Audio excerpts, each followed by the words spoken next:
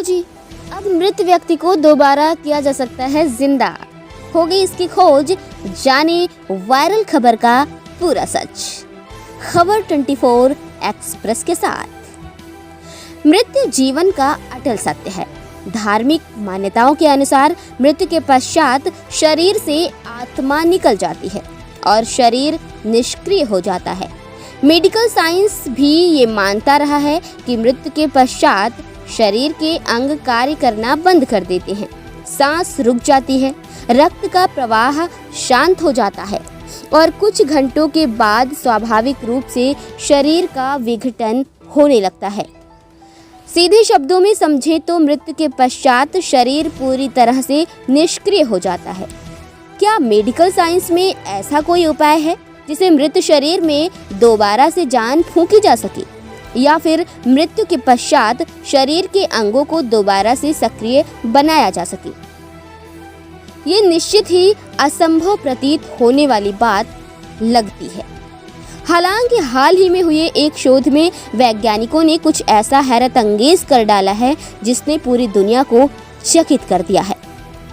जी हाँ, अमेरिकी वैज्ञानिकों की एक टीम ने मौत की अपरिवर्तनीय प्रकृति में बदलाव करने का दावा किया है। एक प्रयोग के दौरान वैज्ञानिकों ने मृत व्यक्ति की आंखों में प्रकाश संवेदी न्यूरॉन कोशिकाओं को पुनर्जीवित करने का दावा किया है। यूटा विश्वविद्यालय स्थित जॉन ए मोरन आई सेंटर में शोधकर्ताओं ने ये अनूठा प्रयोग किया है। इस प्रयोग की रिपोर्ट के बाद अब सवाल उठने लगे हैं कि क्या वास्तव में मृत व्यक्ति के अंगों को दोबारा से सक्रिय बनाया जा सकता है? आइए इस बारे में आगे विस्तार से जानते हैं। नेचर जर्नल में प्रकाशित इस शोध के अनुसार शोधकर्ताओं की टीम ने आर्गन डोनर आंखों में प्रकाश संवेदी न्यूरॉन्स के बीच दोबारा से कम्युनिकेशन स्थापित करने में सफलता प्राप्त की है। शोधकर्ताओं ने बताया कि केंद्रीय तंत्रिका तंत्र में अरबों न्यूरॉन्स संवेदी सूचनाओं को विद्युत संकेतों के रूप में प्रसारित करते रहते हैं। आंख के इन न्यूरॉन्स को फोटो रिसेप्टर के रूप में जाना जाता है, जो प्रकाश को महसूस करते हैं। शोध के दौरान वैज्ञानिकों ने इन्हीं न्यूरॉन्स को दोबारा से सक्रिय करने की कोशिश की है। जी हाँ, जर्नल में प्रकाशित रिपोर्ट के अनुसार शोधकर्ताओं की टीम ने चूहे और मनुष्यों दोनों में मृत्यु के तुरंत बाद रेटिना कोशिकाओं की गतिविधि को मापा। प्रारंभिक प्रयोगों से पता चला कि मृत्यु के पश्चात शरीर में ऑक्सीजन की कमी के कारण रेटिना कोशिकाओं के साथ फोटो रिसेप्टर का संबंध टूटने लग जाता है। अध्ययन और प्रयोग के लिए वैज्ञानिकों की 2 अलग अलग टीमों ने काम किया। शोध के दौरान स्क्रिप्स रिसर्च में एसोसिएट प्रोफेसर एनी हेनेकेन के नेतृत्व वाली पहली टीम ने मृत्यु के बाद 20 मिनट से भी कम समय में अंगदाता की आंखें प्राप्त की। वहीं दूसरी ओर जॉन ए मोरन आई सेंटर के सहायक प्रोफेसर फ्रांस विनबर्ग की टीम ने अंगदाता की आंखों में ऑक्सीजन और अन्य पोषक तत्वों को दोबारा से प्रसारित करने के लिए प्रयास करते हुए उन उपकरणों का प्रयोग किया जो रेटिना को उत्तेजित करके उसकी विद्युत गतिविधि को मापने में मदद करती है। अध्ययन और प्रयोग के बारे में बायोमेडिकल वैज्ञानिक और प्रमुख लेखक डॉक्टर फातिमा अब्बास बताती हैं, हम मृत्यु के बाद मानव मैक्यूला में फोटो रिसेप्टर कोशिकाओं को दोबारा से एक्टिव करने में सफल रहे हैं। मैक्यूला रेटिना का ही एक हिस्सा है जो सेंट्रल विजन और रंग देखने की हमारी क्षमता के लिए जिम्मेदार होता है।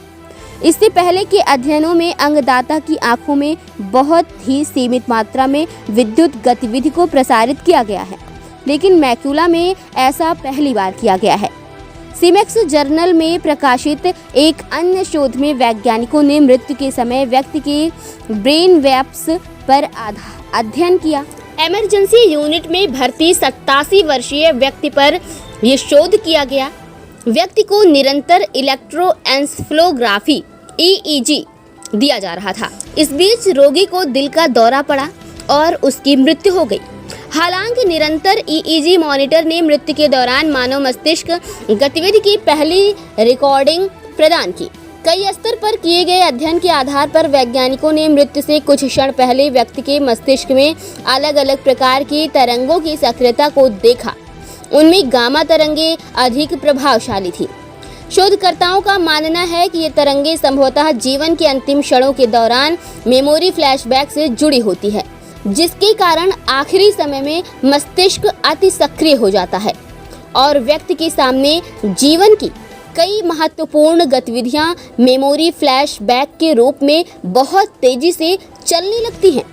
अध्ययन के परिणाम के बारे में प्रोफेसर फ्रांस विनबर्ग बताते हैं, इस शोध के परिणाम निश्चित ही काफी हैरान करने वाले हो सकते हैं। मृत्यु के बाद अंगों को दोबारा सक्रिय करने की दिशा में ये बड़ा अनुभव रहा है। इस शोध की रिपोर्ट के आधार पर वैज्ञानिक समुदाय अब मानव दृष्टि का उन तरीकों से भी अध्ययन कर सकता है जो प्रयोगशाला में जानवरों के साथ संभव नहीं था। हमें उम्मीद है कि इस प्रकार के शोध नई दिशा में काम करने को प्रेरित करेंगे। इसके विस्तृत परिणाम के बारे में जानने के लिए और विस्तार से परीक्षण जारी है। ब्यूरो रिपोर्ट अनिल कुमार, नई दिल्ली। खबर 24 एक्सप्रेस।